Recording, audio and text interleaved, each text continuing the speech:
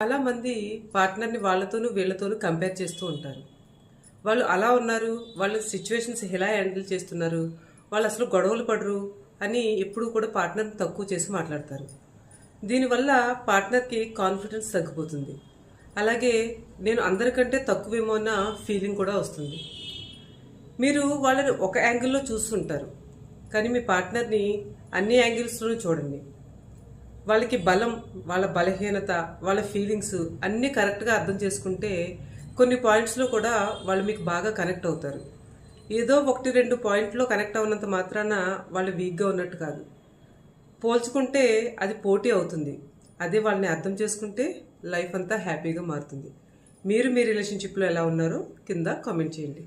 అలాగే రీల్ నచ్చితే లైక్ చేయండి, షేర్ చేయండి, ఛానల్ని ఫాలో చేయండి. ఎదురు చూడడం మంచిదే, కానీ ఎంతకాలం?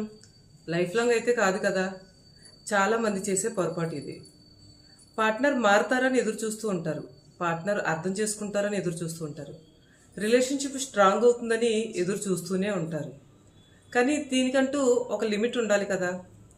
మారుతారు అనే హోప్ ఉండడం చాలా మంచిది, కానీ దానికి ఒక డైరెక్షన్ లేకపోవడం చాలా తప్పు. మీరు ఏమీ చేయకుండా సిచ్యువేషన్స్ వాటంతటా అవే మారిపోతాయి అనుకుంటే మీరు చేస్తున్న పెద్ద పొరపాటు ఇదే. మీరు మీ రిలేషన్షిప్లో ఇలా ఎదురు చూస్తుంటే హోప్ అని కింద కామెంట్ చేయండి. నేను మీకు హెల్ప్ చేస్తాను. అలాగే రీల్ నచ్చితే సేవ్ చేయండి, షేర్ చేయండి, ఛానల్ని ఫాలో చేయండి.